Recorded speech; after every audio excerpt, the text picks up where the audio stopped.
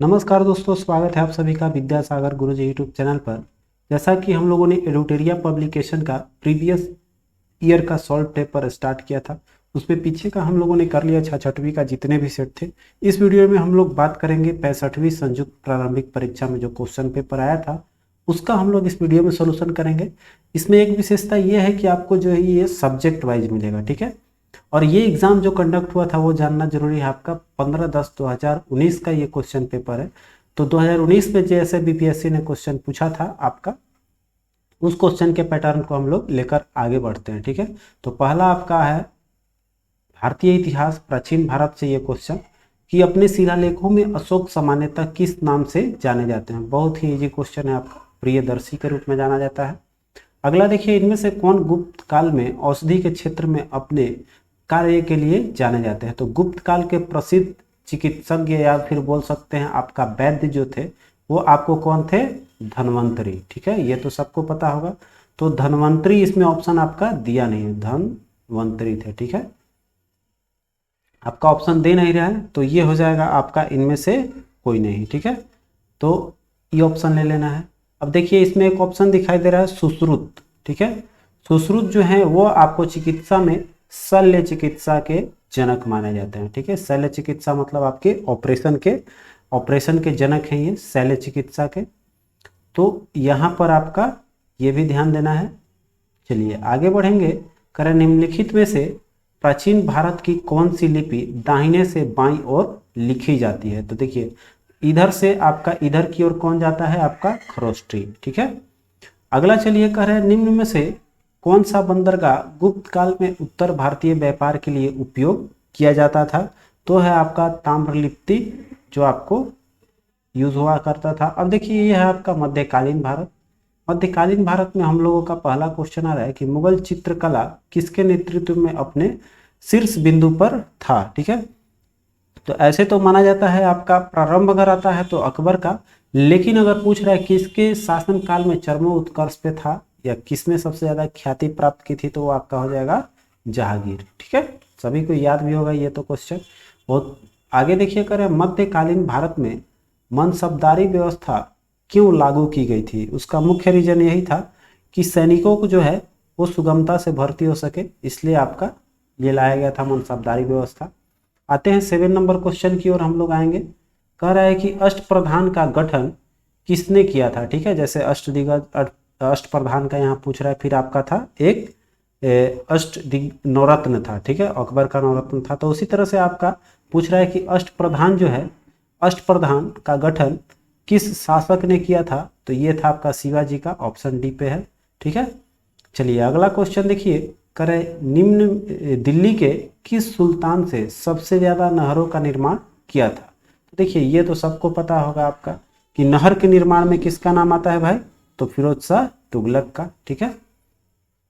अब देखिए अगला क्वेश्चन है कि बंगाल की खाड़ी में समुद्री डकैती हेतु हुगली का उपयोग कौन करता था। तो पुर्तगालियों का ये काम था, जो भी बंगाल के खाड़ी में अगर भटक कर आ गया तो उसके जहाज को ये सब लूटपाट कर लेते थे, ठीक है।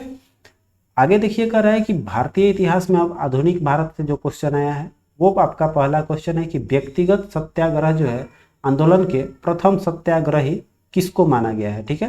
तो ये तो आपका इजी है, विनोबा भावे, ठीक है। और द्वितीय अगर पूछता है व्यक्तिगत सत्याग्रह के द्वितीय सत्याग्रही तो आपका कौन होते हैं, पंडित जवाहरलाल नेहरू, तो ठीक है। ये भी ध्यान में देना है कौन सा पूछ रहा है आपका, प्रथम विनोबा भावे हो जाएगा, ठीक है। आते हैं अगले क्वेश्चन की ओर। करें लंदन में इंडिया हाउस के संस्थापक कौन थे। तो श्यामजी कृष्ण वर्मा हो जाएगा आपका। अगला क्वेश्चन है देशेर कथा, देखिए आ गया, देशेर कथा पुस्तक किसने लिखी है। तो ये है गणेश देवस्कर का है आपका, सखाराम गणेश देवस्कर लिखा हुआ आपको मिल रहा है। तो यहाँ पर ए ऑप्शन करेक्ट हो जाएगा। यहाँ एक चीज बताएंगे कि अभी मेरा जो मॉडर्न हिस्ट्री बचा हुआ है उसको जल्द से जल्द चाह रहे हैं कि कवर कर दें। उसमें आपको यही जितने भी पुस्तक लिखी गई है और जितने भी पत्रिकाएं हैं उसका वीडियो जल्द जल्द आपको अपलोड कर दिया जाएगा, मिलेगा वो वीडियो आपको। तो यहाँ पर वो भी वीडियो मिलने वाली है।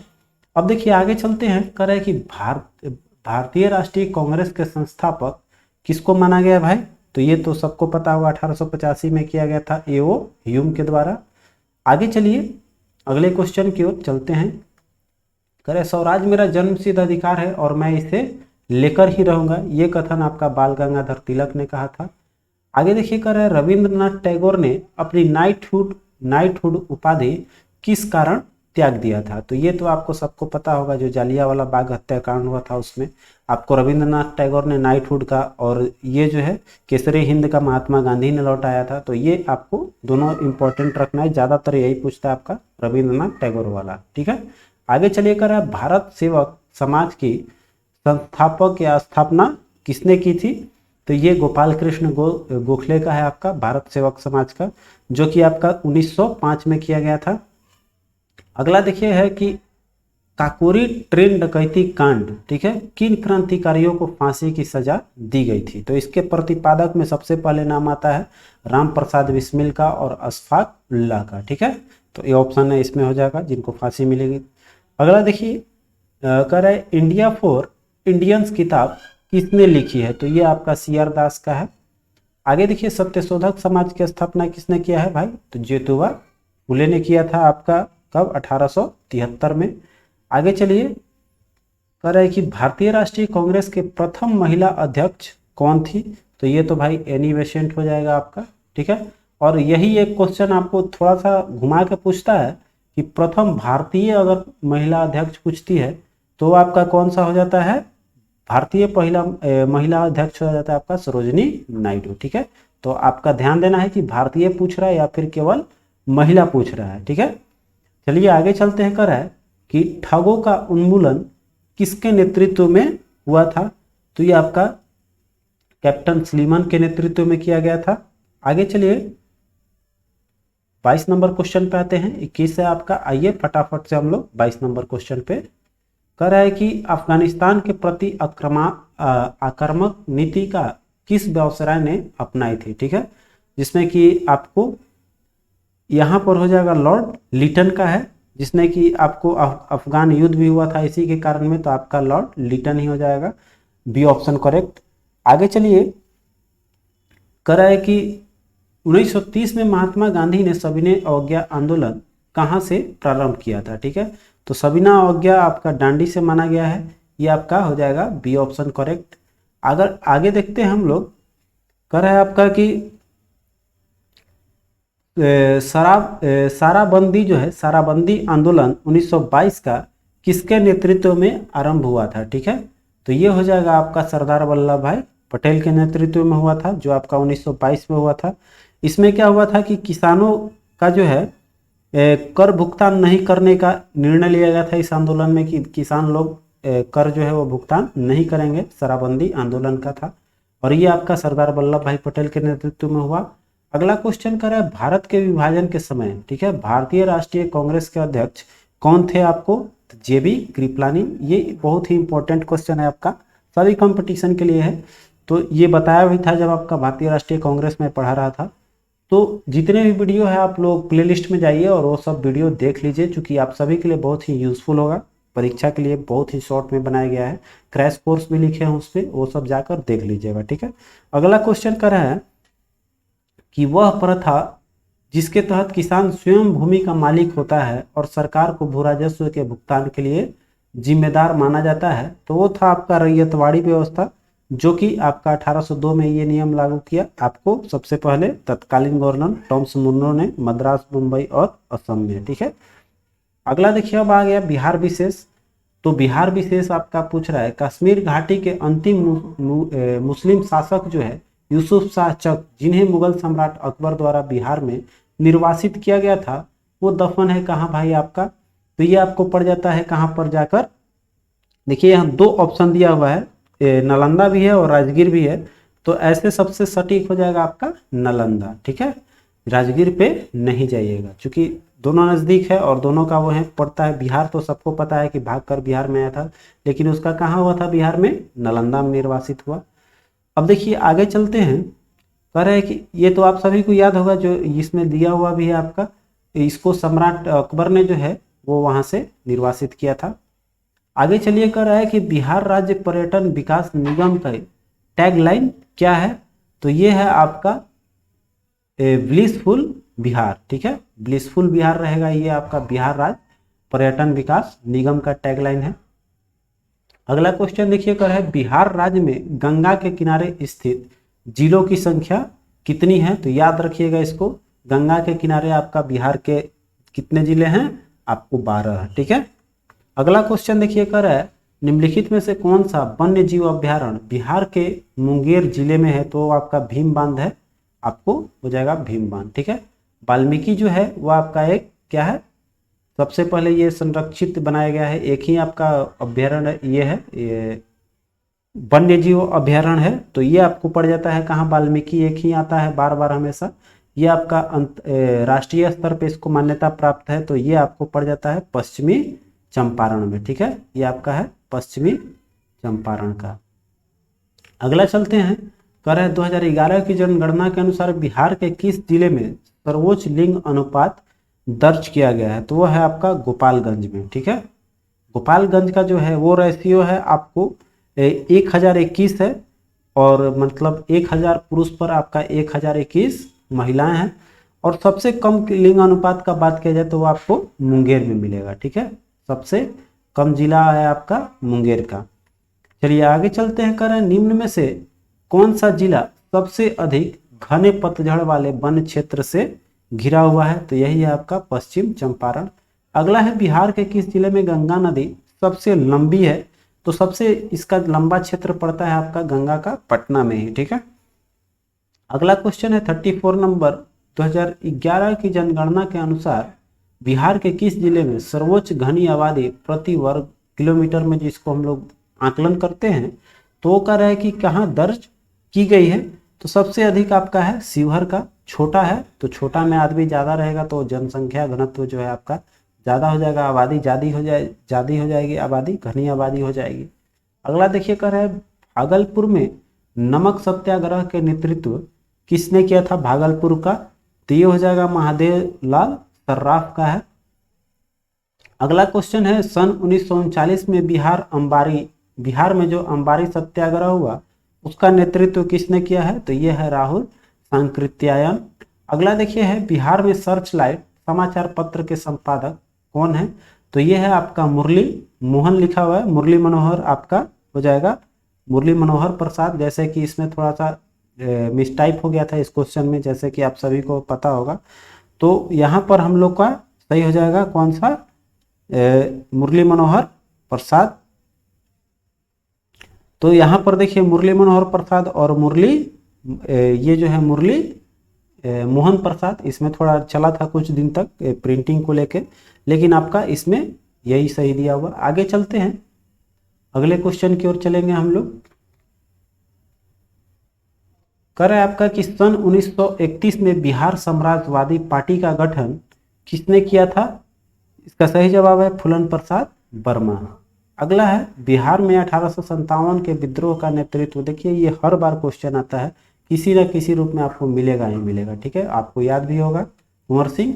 आगे चलिए कर है असहयोग आंदोलन के दौरान बिहार में कृषकों का नेतृत्व किसने किया है भाई। तो ये हो जाएंगे स्वामी विद्यानंद। ठीक है, ये क्वेश्चन देखिए अभी आप सभी को जो बीपीएससी का 67वीं बीपीएससी प्लेटफॉर्म का प्रैक्टिस सेट करा रहे हैं, ये सभी क्वेश्चन आपको इसमें मिलेगी। तो इसीलिए आपको वो बुक रेफर किया गया है कि उसमें बहुत सारे क्वेश्चन जो हैं ऑन पैटर्न है, इसलिए आपको वो बुक का टेस्ट सीरीज कराई जा रही है। अब देखिए कर है आधुनिक बिहार का निर्माता किसे माना जाता है। तो इसमें मेरा हो जाएगा सच्चिदानंद सिन्हा को। और अगर बात किया जाए आधुनिक भारत का निर्माणकर्ता किसको माना गया है, तो आपका राजा राम मोहन राय होते हैं। बिहार का पूछेगा तो कौन, सच्चिदानंद सिन्हा। अगला देखिए 42 नंबर कह रहा है कि बिहार प्रांतीय किसान सभा का गठन, देखिए ये भी क्वेश्चन कराया गया है आपका, स्वामी सहजानंद सरस्वती है। आगे चलिए जो आपका कब हुआ था, 1929 में।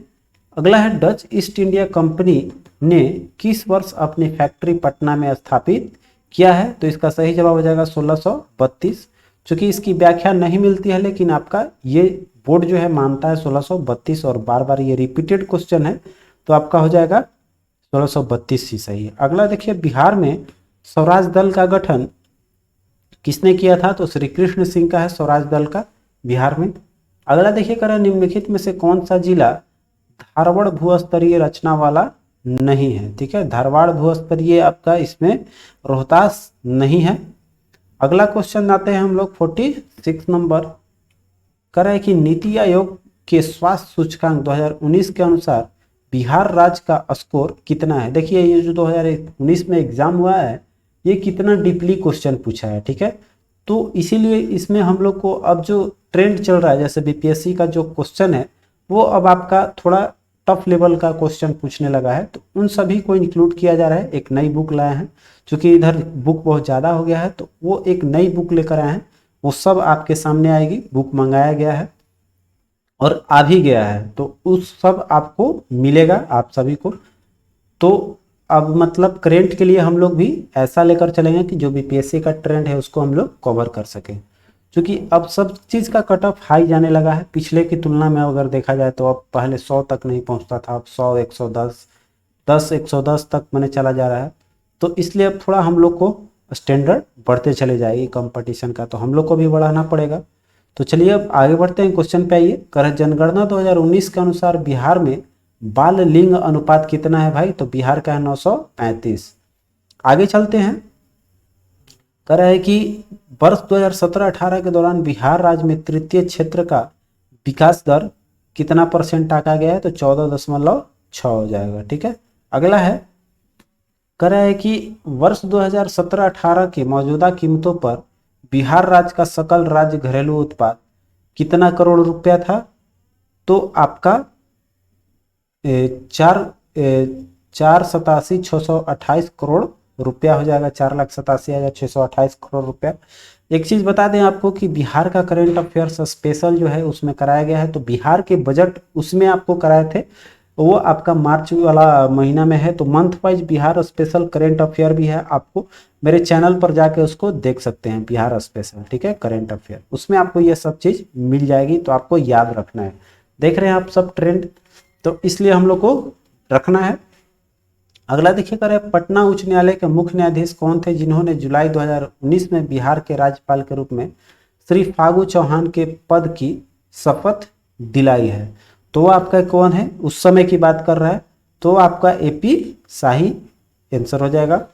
अगला देखिए 51 क्वेश्चन कर रहा है, बिहार दिवस का क्या महत्व है, यह हर साल 22 मार्च को ही क्यों मनाया जाता है। तो सिंपल बात है भाई कि 1912 में जो है बिहार बंगाल प्रेसिडेंसी से अलग हुआ था, उसी दिन आपका 22 मार्च को, तो इसीलिए हम लोग इसको बिहार दिवस के रूप में मनाते हैं। अगला क्वेश्चन है आपका, निम्नलिखित में से किस राज्य को केंद्र सरकार द्वारा विशेष श्रेणी या विशेष दर्जा जिसको हम लोग बोलते हैं कभी प्रदान नहीं किया गया है, ठीक है। तो इन सभी में आपका वही है बेचारा बिहार, जिसको नहीं दिया जा रहा है। आइए आगे बढ़ते हैं 53 नंबर क्वेश्चन पे। कह रहा है कि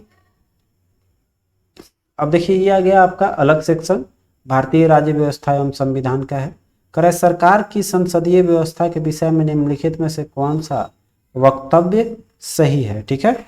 तो इसमें हम लोग पढ़ेंगे, कह रहा है कि विधायिका न्यायपालिका के प्रति जवाबदेह होती है। ये तो है आपका विधायिका वाला गलत हो जाएगा, क्योंकि विधायिका जो है न्यायपालिका के प्रति नहीं, बल्कि ये आपका कार्यपालिका विधायिका के प्रति होता है, तो ये न्यायपालिका के प्रति भी नहीं होगा, ये तो गलत हो गया। अगला है विधायिका कार्यपालिका के प्रति जवाबदेह है, तो विधायिका नहीं बल्कि आपका कार्यपालिका जो होता है वो विधायिका के प्रति जवाबदेह होता है, ठीक है। और दोनों एक दूसरे का पूरक भी माना गया है, कार्यपालिका और विधायिका को, ठीक है।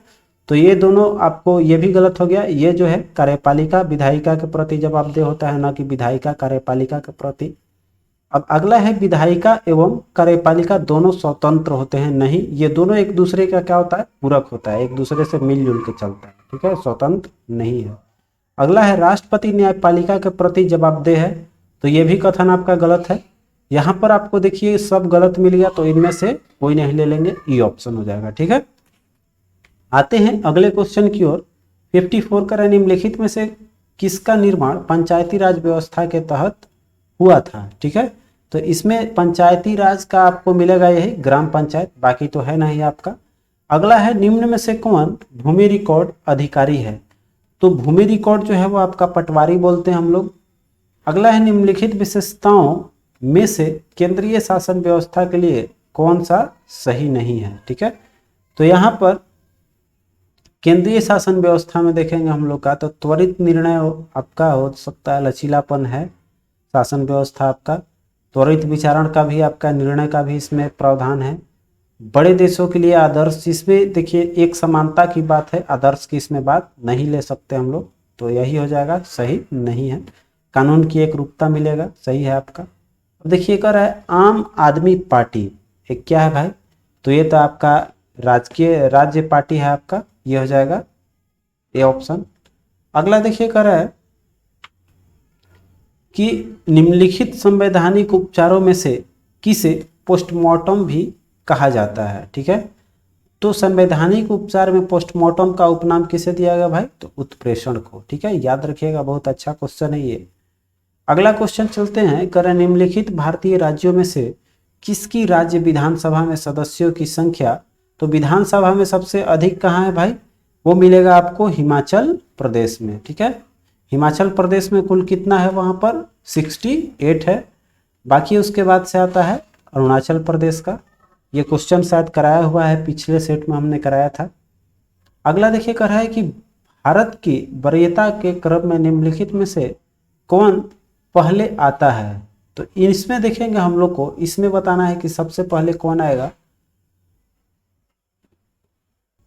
तो आपका इसमें यूपीएससी अध्यक्ष हो जाएगा, उसके बाद से ही ये सब आएंगे नीचे, तो ये ऑप्शन ले लेंगे। आगे चलिए, ऐसे तो सबसे पहले वरीयता में राष्ट्रपति आते हैं, तब उपराष्ट्रपति, तब प्रधानमंत्री का है, लेकिन ऑप्शन के अनुसार आपका वही सही है। ठीक है, आगे देखिए, अब आ गया भारत का भूगोल। करे कन्याकुमारी से सटा हुआ पहाड़ी का नाम आपका पड़ जाएगा कौन सा, तो कार्डम है आपका, कार्डमम पहाड़ी। अगला है निम्नलिखित में से गंगा नदी घाटी का भाग कौन सी उपनदी है, तो कहने का मतलब गंगा नदी का इसमें देखेंगे हम लोग का कौन सा मिल जाएगा, तो इसमें उत्तरी कोयल हो जाएगा, उत्तरी कोयल। अगला है निम्नलिखित में से किस पहाड़ी पर चाय बागान नहीं है। ठीक है, तो कानन देवनन में है, नीलगिरी में है ही, आपका दार्जिलिंग तो प्रसिद्ध है, आपका गिरनार में नहीं है। ठीक है, आगे है भारत में किस राज्य का सर्वाधिक क्षेत्र घने पतझड़ वाले जंगल से घिरा हुआ है। ठीक है, तो यहाँ पर आपका हो जाएगा मध्य प्रदेश, चूंकि वो ऐसे भी आपका सर्वाधिक है वहां पर, तो आपका यही सी ऑप्शन ही हो जाएगा। अगला देखिए, करें निम्नलिखित में से किस क्षेत्र में प्रवाल भित्ति नहीं पाई जाती है। ठीक है, तो यही आपका कैम्बे की खाड़ी है, बाकी सब में तो ये मिलेगा ही आपका प्रवाल भित्ति। आगे चलिए, कर है 2011 की जनगणना के अनुसार निम्नलिखित में से किस धार्मिक समूह में सर्वाधिक साक्षरता दर प्रतिशत दर्ज की गई है, किस धर्म में है आपका, तो सबसे ज्यादा हम लोग को मिलेंगे जैनियों का जो है वो ज्यादा शिक्षित माना गया आंकड़े के अनुसार। अगला है निम्नलिखित में से जनजाति और राज्य की कौन सी जोड़ी सही है। ठीक है, तो भील जनजाति आपका कहाँ पाया जाता है, जोड़ी सही नहीं है। ठीक है, तो हम लोग को भील का तो गुजरात ठीक है, गद्दी आपका कहाँ मिलेगा भाई, हिमाचल प्रदेश में, ये भी ठीक है आपका। ये कोटा जो है, कोटा तमिलनाडु का है ही आपका। टोडा है आपका दे रहा है केरल का, टोडा आपका केरल का नहीं, बल्कि ये भी आपका कहाँ का है, तमिलनाडु का हो जाएगा। तो कौन सा सही नहीं है भाई, आपका डी हो जाएगा सही, इसका जवाब हो जाएगा डी। ठीक है, तो मतलब कहने का है हम लोग का टिक मारना है, सही नहीं है तो हो जाएगा आपका डी। ठीक है, डी ले लेंगे ऑप्शन। चलिए आगे बढ़ते हैं, करें निम्नलिखित में से कौन सा, यहाँ इसको हम लोग मार ही देते हैं ट्रिक, क्योंकि ये जो है आपको अगले क्वेश्चन पे आएंगे।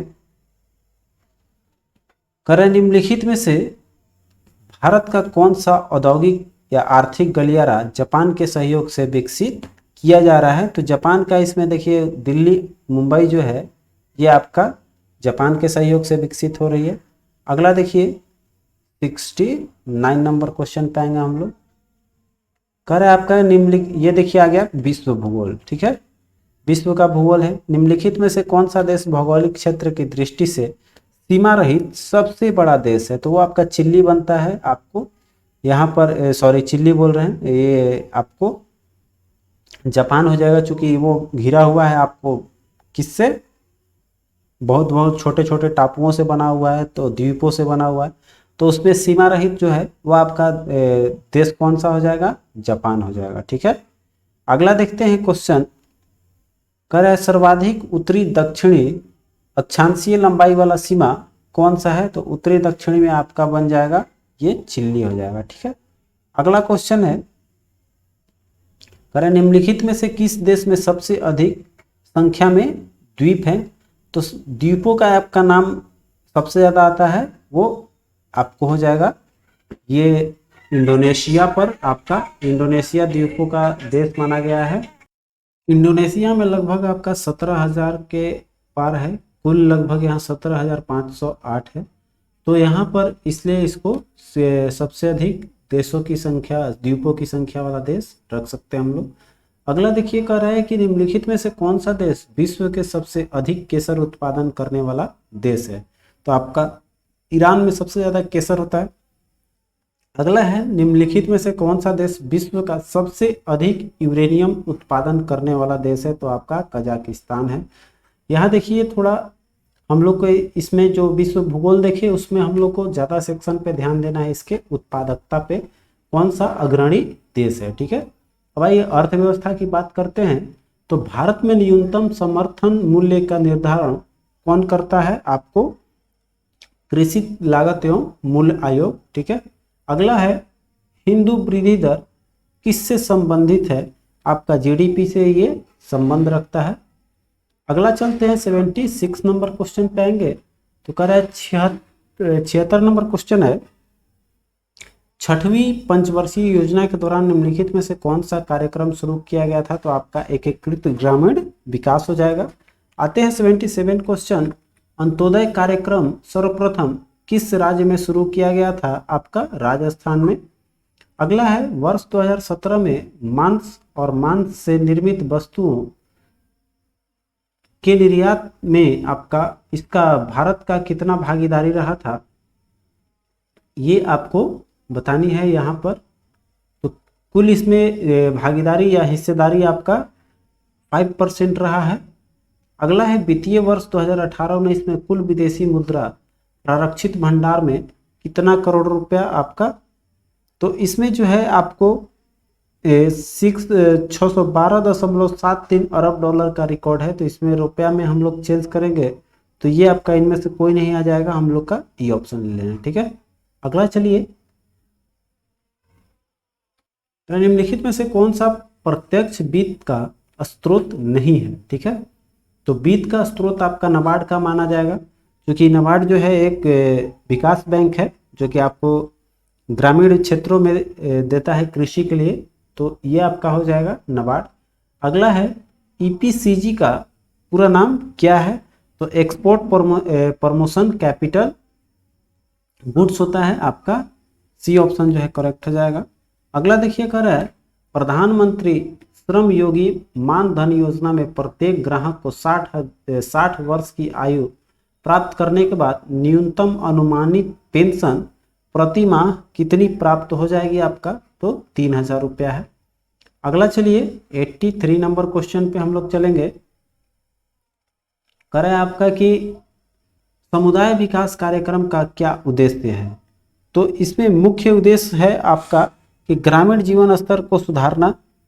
यहाँ पर देखेंगे हम लोग जीवन स्तर दे रहा है, लेकिन आपको जीवन स्तर को बेहतर बनाना हो जाएगा यहाँ से।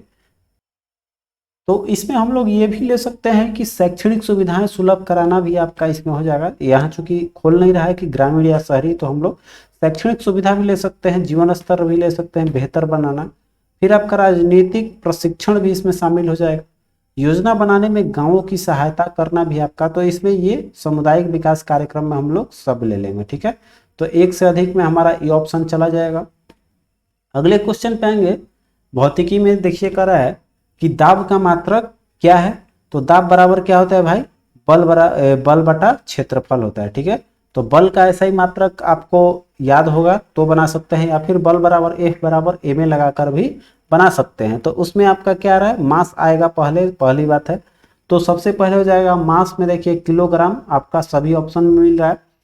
किलोग्राम पर मीटर पर सेकेंड स्क्वायर हो जाएगा। तो पर मीटर आपका, इसमें पर मीटर आपको नहीं दे रहा है आपका, वो देखिए पर मीटर है, पर मिलीमीटर दे रहा है यहाँ पर सेंटीमीटर आपका, तो इनमें से कोई नहीं ले लेंगे। ठीक है, दाब का ऐसे ही मात्रक क्या हो जाएगा आपका, किलोग्राम पर मीटर पर सेकेंड स्क्वायर, आपका इसमें कोई नहीं दिया हुआ है। अगला देखिए कर है, सूर्य का प्रकाश पृथ्वी पर पहुंचता है कितने समय में, तो यहाँ पर आपको लगभग एग्जैक्ट टाइम नहीं दिया हुआ है, ऐसे आपको लगता है 8 मिनट 20 सेकेंड का समय, लेकिन 8 मिनट आपका दे रहा है तो हम लोग इसको 8 मिनट नहीं ही लेंगे, चूंकि 8 मिनट 20 सेकेंड तो 8 पॉइंट में चला जाएगा, तो एग्जैक्ट इसमें चूंकि नहीं दिया हुआ है तो हम लोग 8 मिनट में अप्रॉक्सली पे जा सकते हैं, अगर नहीं दिया हुआ है तो इनमें से कोई नहीं ले लेंगे। ठीक है, यहाँ एक चीज़ और हम लोग को जान लेते हैं कि सूर्य से प्रकाश पे पृथ्वी पे आने में 8 मिनट 20 सेकेंड आपका लगता है, 8 मिनट 20 सेकेंड, और चंद्रमा से आने में मात्र आपको लगता है 1.28 सेकेंड। ठीक है, इतने दूर में हम, इतने समय में आपका ये चंद्रमा से पृथ्वी पे प्रकाश आ जाती है। अगला क्वेश्चन देखिए, निम्नलिखित में से कौन सी अदिश राशि है। ठीक है, तो अदिश राशि इसमें देखेंगे आपका बल है ही सदिश, दाब आपका सदिश, वेग जो दाब आपका अदिश हो जाएगा। ठीक है, चूंकि इसमें ये दिशा निर्धारित नहीं होगा इसमें, तो बी ही आपका हो जाएगा, दाब आपका वेग है ही, त्वरण आपका सदिश है ही। ठीक है, तो अदिश बी आपका क्लियर हो गया। चलिए आगे चलते हैं, करें निम्नलिखित में से किस राशि का मात्रक नहीं है, किसी राशि का मात्रक नहीं है। ठीक है, तो यहाँ पर प्रतिबल का हो जाएगा, विकृति का जो है वो नहीं होता है, यहाँ पर सी ऑप्शन ही दिखाई दे रहा है आपको डायरेक्ट। अगला देखिए, करें वायु में ध्वनि तरंग किस तरह का होता है, तो ध्वनि से ध बताए थे तो अनुदैर्ध्य तरंग होता है आपका, वो ध्वनि आपका बी ऑप्शन हो जाएगा। अगला देखिए करें 50 डिग्री सेंटीग्रेड पर मान फ़ारेनहाइट का कितना होगा। ठीक है, तो देखिए इसके लिए हम लोग को क्या चाहिए, फार्मूला चाहिए। ठीक है, तो फार्मूला हो जाएगा C/100 होता है, F माइनस C/100, फिर होता है F माइनस 32 बाई आपका 180। ठीक है, वैल्यू रख लेना है हम लोग को, कुछ करना नहीं है। यहाँ पर आपका 180 इंटू सी हो जाएगा, 180 इंटू सी लिखते हैं, 180 को इधर ही रखते हैं क्योंकि कैलकुलेशन फिर हमको करना ही है, तो 180 नीचे रख लेते हैं, फिर आपका इधर f का वैल्यू कितना रखना है, 50, तो 50 में से अगर 32 माइनस करेंगे तो मेरा कितना आ जाएगा, 18। ठीक है, और ये जो 100 इधर है आपका गुना होकर आ जाएगा ऊपर में 100। ठीक है, तो अब जब इसको आप कटाएंगे तो 18 से ये कितना बार में चला जाएगा आपका, 10 बार में, और ये हो जाएगा आपका 10 से 1 0 कट जाएगा, तो आपका वैल्यू कितना रहा है, 10 डिग्री सेंटीग्रेड आपका। यहाँ पर कैलकुलेशन थोड़ा मिस हो रहा है, देखते हैं 1 मिनट फिर से कैलकुलेशन करते हैं हम लोग। यहाँ पर आपका कितना हो जाएगा, f माइनस 32, तो f हम लोग रखेंगे आपको कितना, सॉरी देखिए यहाँ हम लोग उल्टा रख दिए हैं, यहाँ फ़ारेनहाइट का वैल्यू नहीं दिया हुआ है। ठीक है, ये फ़ारेनहाइट पे तो निकालना है, पूछ रहा है कि फ़ारेनहाइट स्केल में कितना होगा। ठीक है, तो c का वैल्यू हम लोग को रखना पड़ेगा, तो c का वैल्यू हम लोग रखते हैं, c का वैल्यू रखना है हम लोग को इतना, ना कि आपको f का। ठीक है, तो यहाँ पर हम लोग c का वैल्यू लेते हैं 50/100। ठीक है, यहाँ 180 रहेगा, फिर आपका हो जाएगा ये 100 हो गया, और बराबर f माइनस 32 f का वैल्यू निकालना है, और ये हो गया आपका 180, तो 50 दूनी का 100 और 2 से चला जाएगा 90 बार में। ठीक है, तो f बराबर कितना आ गया, 90 प्लस ये 90 इधर हो जाएगा, और ये जब इधर आएगा माइनस वाला तो हो जाएगा प्लस 32, जुड़िएगा कितना आ जाएगा, 9 3 12 122 डिग्री सेंटीग्रेड फ़ारेनहाइट। ठीक है, चूँकि अगर हमको निकालना रहता वो सेंटीग्रेड पे हमने, तो आपका वही आता जो निकाले थे अभी हाल फिलहाल में, 10 डिग्री फ़ारेनहाइट। अगर ये फ़ारेनहाइट में दिया रहता तो सेंटीग्रेड में आता 10 डिग्री सेंटीग्रेड, लेकिन हम ध्यान नहीं दिए, आपका हो जाएगा कौन सा, डिग्री सेंटीग्रेड में दिया हुआ, फ़ारेनहाइट में पूछ रहा है, तो आपका वही फार्मूला सेट कर लेना है, आ गया 122। चलिए आगे बढ़ते हैं, और एक चीज़ ध्यान देना है आप लोग, वो क्वेश्चन तो आता ही है कि दोनों पे आपका सेंटीग्रेड और फ़ारेनहाइट पे कौन सा वो तापमान होता है, तो -40 डिग्री, जिसपे कि आपका फ़ारेनहाइट भी इक्वल होता है और सेंटीग्रेड भी बराबर होता है। ठीक है, चलिए आगे बढ़ते हैं, करें हर्ट्ज में क्या मापा जाता है, तो इसका ऐसा ही मात्रक किसका होता है, आपको ये तो सबको क्लियर होगा, आवृत्ति का हर्ट्ज ऐसा ही मात्रक होता है। अगला, विद्युत धारा किस उपकरण से नापा जाता है, तो विद्युत धारा के लिए एमीटर यूज होता है और वोल्ट मीटर आपका ये विभवांतर नापने के लिए यूज किया जाता है। ठीक है, चलिए आगे बढ़ते हैं। कह रहे हैं कि विद्युत शक्ति की इकाई क्या है, तो वाट के रूप में हम लोग नापते हैं विद्युत शक्ति। अगला देखिए, कह रहा है आपका रसायन विज्ञान में आधुनिक रसायन शास्त्र के जनक किसे माना गया है भाई, तो लेबोजियर को। अगला देखते हैं, कह रहे किसी तत्व के इलेक्ट्रॉनों और न्यूट्रॉनों की संख्या दिया हुआ है, तो इस तत्व का द्रव्यमान कितना होगा। तो देखिए द्रव्यमान बराबर क्या होता है, इलेक्ट्रॉनों की संख्या प्लस न्यूट्रॉनों की संख्या, या फिर प्रोटॉनों की संख्या और न्यूट्रॉनों की संख्या, जो कि E बराबर P होता है। तो यहाँ से हमारा क्या हो जाएगा, दोनों का वैल्यू रख देंगे 18 प्लस 20, कितना आ जाएगा 18 प्लस 20 जोड़िएगा भाई, तो आपका हो जाएगा 38। ठीक है, सी ऑप्शन हो जाएगा। अगले क्वेश्चन पे आए, कह रहा है आपका निम्नलिखित में से किसे हंसने वाली गैस कहा जाता है। ठीक है, तो हंसने वाली गैस किसे कहा जाता है, नाइट्रिक और नाइट्रस। देखिए दोनों ऑप्शन दे दिया आपको कंफ्यूजन करने के लिए आपका, लेकिन होता है आपका नाइट्रस ऑक्साइड, जिसको हम लोग क्या बोलते हैं N2O। ठीक है, ये तो याद होगा। आगे चलिए, करें निम्नलिखित में से कौन सा एक तत्व नहीं है, तो तत्व के रूप में हम लोग नहीं ले सकते हैं, वो आपका गैस हो जाएगा। ठीक है, गैस तो एक वस्तु की अवस्था होती है, न कि तत्व होती है। ठीक है, आगे चलिए 97 क्वेश्चन देखते हैं। कह रहा है पानी का पीएच मान कितना होता है भाई, तो पानी का पीएच मान आपका 7 हो जाएगा। अगले क्वेश्चन पे आएंगे हम लोग, तो हो जाएगा ये ग्रीन हाउस गैसों में मुख्य घटक क्या होता है, तो ग्रीन हाउस में सबसे ज़्यादा इफेक्टेड माना गया है आपको वो कार्बन डाइऑक्साइड, नाइट्रस ऑक्साइड और सल्फर डाइऑक्साइड को भी। तो इसमें हमारा तो ऐसे सब इसमें आ जाएगा आपका ग्रीन हाउस गैस का मुख्य घटक। हम लोग इसको भी ले सकते हैं, इसको भी ले सकते हैं, ओजोन को भी माना गया है, मीथेन को भी माना गया है। तो हमारा एक से अधिक ई ऑप्शन ले सकते हैं। ठीक है, अब कह रहे हैं ऑक्सीजन अनुपस्थित होती है। देखिए केरोसिन जो है ये क्या है, एक कार्बनिक यौगिक है, तो इसमें तो आपका ऑक्सीजन रहेगा नहीं, इसमें आपका केरोसिन ही हो जाएगा। ठीक है, चलिए आगे बढ़ते हैं। कह रहा है प्राकृतिक रबर किसका बहुलक है, तो प्राकृतिक रबर आइसोप्रीन का होता है। आते हैं अगले क्वेश्चन पे, 101 नंबर क्वेश्चन पे आ जाइए। कह रहा है आपका ग्लूकोज का सूत्र क्या होता है, तो C6H12O6 आपको देखिए सी ऑप्शन में है। चलते हैं अगले क्वेश्चन की ओर। कह रहा है कि CO समूह का आबंध क्रम क्या है। ठीक है, तो यहां पर हमारा इसमें 3 हो जाएगा CO में। अगला चलिए, कह रहा है कि यह आ जाइए जीव विज्ञान में। कह रहे शरीर के तापमान नियंत्रित करता है वो आपको हाइपोथैलेमस ग्रंथि। अगला देखिए है पुस्तक दी ओरिजिन ऑफ स्पीसीज किसने लिखा है, बहुत ही प्रसिद्ध पुस्तक है आपका डार्विन का। अगला है शैवाल और कवक के मिलने से लाइकेन बनता है, जिसे हम लोग क्या बोलते हैं भाई, तो उसका नाम म्यूटी। चूंकि देखिए दोनों मिलकर बन रहा है, तो मिलने से ही नाम आपको पता हो जाना चाहिए कि ये जो है म्यूचुअलिज्म इसको बोलते हैं। अगला चलिए 106 नंबर क्वेश्चन देखिए, कह रहा है जहां जीव रहता है उस सटीक जगह को क्या बोलते हैं, तो जीव का जो निवास स्थान है उसको आवास बोला जाता है। ठीक है, अगला देखिए कह रहा है सौर ऊर्जा जो ATP में बदलती है वो काम करता है आपका क्लोरोप्लास्ट। ठीक है, चूंकि क्लोरोप्लास्ट ही सौर ऊर्जा को बदलता है ऊर्जा के रूप में। आगे चलिए, कह रहा है कि प्रकाश संश्लेषण का उत्पादक है। ठीक है, तो प्रकाश संश्लेषण से क्या निकलता है भाई, आपका ऑक्सीजन हो जाएगा। अगला देखिए कह रहा है कि हड्डियों की पढ़ाई विज्ञान की किस शाखा के अंतर्गत आती है, तो इसको ऑस्टियोलॉजी बोलते हैं, डी ऑप्शन है। अगला चलिए 110 नंबर क्वेश्चन पे आ जाते हैं।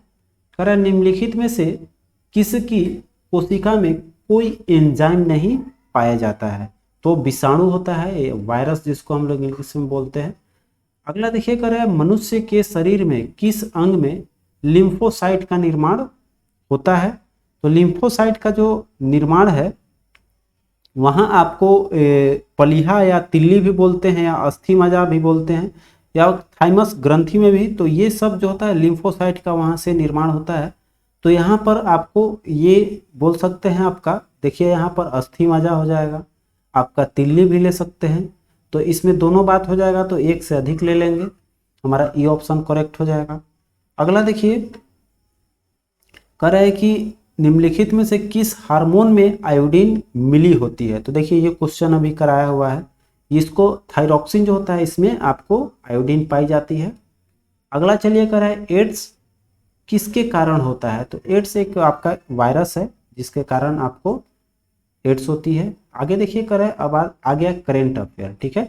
तो करेंट अफेयर में देखिए यहाँ पर 2019 का है, तो इसको हम लोग फटाफट से पढ़ते हुए चलेंगे। कह रहा है कि डेमोक्रेटिक राष्ट्रपति पद के उम्मीदवार और अमेरिकी कांग्रेस के पहले हिंदू सदस्य कौन है जिन्होंने अपने 2020 के चुनाव के अभियान के खिलाफ भेदभावपूर्ण कार्रवाई करने के लिए कम से कम $50 मिलियन के लिए गूगल पर मुकदमा दायर किया है। तो वो थे आपको तुलसी गवाड। अगला क्वेश्चन, एक गैलरी ऑफ रॉस्कल पुस्तक के लेखक कौन है। आपको स्किन बॉन्ड है, रस्किन बॉन्ड हो जाएगा, बी ऑप्शन करेक्ट। अगला देखिए करें, खुदरा फर्नीचर की विशाल कंपनी आइकिया ने का भारत में पहला शोरूम 2018 में किस शहर में खोला गया है। आपका हैदराबाद में हो जाएगा। अगला है 2020 में ग्रीष्मकालीन ओलंपिक कहाँ खेला जाएगा। तो ये तो सबको पता है भाई, जापान आपका टोक्यो हो जाएगा, जो भी हाल फिलहाल में हुआ भी। आगे चलिए 118 नंबर क्वेश्चन पे आ जाइए। कह रहा है आपका कि यूनेस्को ने 2019 के उत्सव को रासायनिक तत्वों की आवर्त सारणी के अंतर्राष्ट्रीय वर्ष के रूप में इसके लिए कितने साल पुराना होने का जश्न मनाया है। तो 150 साल पूरा हुआ था। अगला देखिए, कह रहा है हाल ही में भारत की संसद के 3 तलाक कानून पारित करके भारत के सर्वोच्च न्यायालय के किस वर्ष के विनिर्णय के समर्थन दिया जिसने 3 तलाक, जिसको तलाक ए बिद्दत बोला है, को असंवैधानिक बना दिया था, ठीक है। ये 2017 का था। अगला देखिए कह रहा है ब्रिक्स शिखर सम्मेलन 2019 कहाँ आयोजित होने वाला है। तो ब्रिक्स आपका ब्राजील में था। अगला देखिए, मुकुंद पद्मनाभन के बाद समाचार पत्र द हिंदू के संपादक कौन बने हैं। द हिंदू आपका है सुरेश नामवत का। अगला चलिए, प्रधानमंत्री नरेंद्र मोदी ने हाल ही में मंडल बांध परियोजना की नींव किस नदी पर बनाने के लिए रखी थी। आपका उत्तरी कोयल हो जाएगा। अगला देखिए कर जुलाई 2019 में बिहार के महापसाणिक स्थान मेगालिक साइट के पहले प्रलेखन के लिए विशेषज्ञों ने निम्नलिखित में से किस जिले का दौरा किया है। आपका कैमूर का। आगे चलिए, हाल ही में अबू धाबी में आयोजित इस्लामिक सहयोग संगठन के विदेशी मंत्रियों के परिषद के 46वें सत्र में भाग लेने के लिए किस देश का मेजबानी संयुक्त अरब अमीरात गेस्ट ऑफ ऑनर के रूप में आमंत्रित किया था। आपको भारत को। अगला चलते हैं, 125 नंबर क्वेश्चन देख लीजिए। कह रहा है हाल ही में इसरो और सीनेस ने एक संयुक्त समुद्री निगरानी प्रणाली स्थापित करने के लिए समझौते पर हस्ताक्षर किए। सीनेस किस देश के अंतरिक्ष एजेंसी है। तो सीनेस आपका पड़ जाता है फ्रांस का। ये हो जाएगा सी ऑप्शन करेक्ट, ठीक है। अगला देखिए कह रहा है पैराग्वे की राजधानी कौन सी है जहां भारत के उपराष्ट्रपति ने मार्च 2019 में दौरा किया है। तो ये हो जाएगा आपका असंसियन, ये पैराग्वे की राजधानी है। आगे चलते हैं, हाल ही में संयुक्त राष्ट्र पर्यावरण सभा का चौथा सत्र कहाँ आयोजित किया गया। तो चौथा सत्र आपका नैरोबी में केनिया जो पड़ता है। आगे चलिए, कह रहे हैं कि मार्च 2019 में सरकार द्वारा भारतीय सांकेतिक भाषा शब्दकोश के किस संस्करण का विमोचन किया गया 2019 में। तो ये आपका सही जवाब हो जाएगा दूसरा। अगला देखिए कह रहा है मनोहर पर्रिकर की जगह हाल ही में उसकी मृत्यु पर गोवा के मुख्यमंत्री के रूप में किसने शपथ ली है। आपका प्रमोद सावंत हो जाएगा इसका जवाब। अगला देखिए कह रहा है 2018 के लिए अंतर्राष्ट्रीय गांधी शांति पुरस्कार के विजेता कौन है। आपको योही सामा कावा हो जाएगा। अगला देखिए कह रहा है विश्व का पहला ऊंट अस्पताल किस शहर में स्थित रहा। बहुत ही आपका पॉपुलर क्वेश्चन रहा था उस समय। ये आपको दुबई हो जाएगा, ठीक है। आगे चलिए कह रहा है Unix all England open badminton championship 2019 के पुरुष एकल के विजेता कौन थे आपको? तो केंटो मोमोटा हो जाएगा।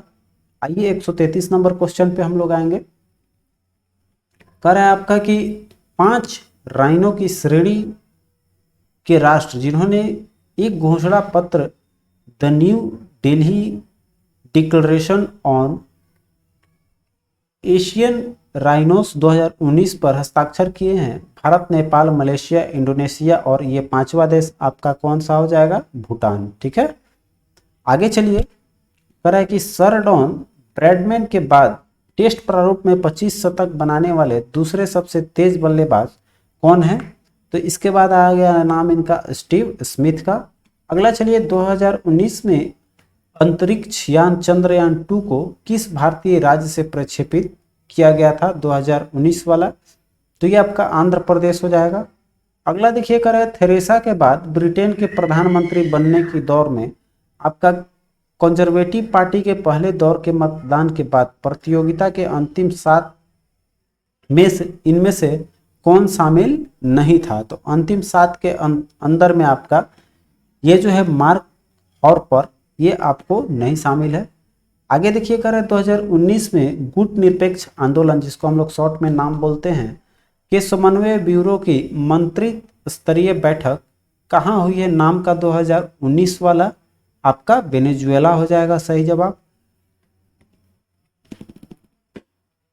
138 क्वेश्चन देखिए, कर रहा है सैयद अकबरुद्दीन के पहले संयुक्त राष्ट्र में भारत का अस्थायी प्रतिनिधि कौन था? तो अशोक कुमार मुखर्जी थे। अगला है भारत में मतदान के लिए प्रयोग की जाने वाली मशीन, जिसको हम लोग बोलते हैं वीवीपैट का संस्करण कौन सा है? आपको M3 हो गया स्टेज। अगला चलिए, कह रहा है कि बिहार में कृषि कुंभ मेला 2019 कहाँ आयोजित है? तो आपका मोतिहारी हो जाएगा सही जवाब। आइए 141 क्वेश्चन देखते हैं हम लोग। यहाँ से देखिए, अब हम लोग का मैथ चालू होगा 10 क्वेश्चन का। तो मैथ हम लोग रखते हैं अगले वीडियो में, चूंकि आप लोग का कमेंट आएगा तो जरूर बनाया जाएगा। ऐसे आप ये सब क्वेश्चन देख लीजिए। ऐसे आपको पीडीएफ तो मिल ही जाएगा। पीडीएफ आपको मिल लेना है तो मेरे बस लिंक पे चले जाइए, टेलीग्राम पे या सर्च कर सकते हैं विद्यासागर गुरुजी। ऐसे ये क्वेश्चन देखते चलिए, चूंकि आपको हो सकता है स्क्रीनशॉट लेकर बनाएं पहले खुद से, उसके बाद से इसका सॉल्यूशन भी यूट्यूब चैनल पर आपको, टेलीग्राम चैनल पर आपको मिल जाएगी। बाकी जो है, आप चैनल पर नए हैं तो प्लीज़ सब्सक्राइब कर लीजिए। मिलते हैं अगले वीडियो में, तब तक के लिए आप अपना ख्याल रखिए। 115 क्वेश्चन यहीं पर आपका समाप्त होता है।